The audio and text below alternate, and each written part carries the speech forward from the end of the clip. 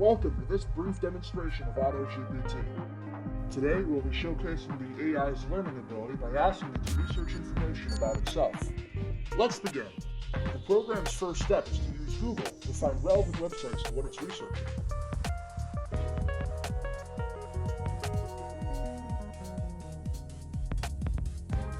Now that the AI has found the GitHub repository for Auto-GPT, it's opened it for analysis.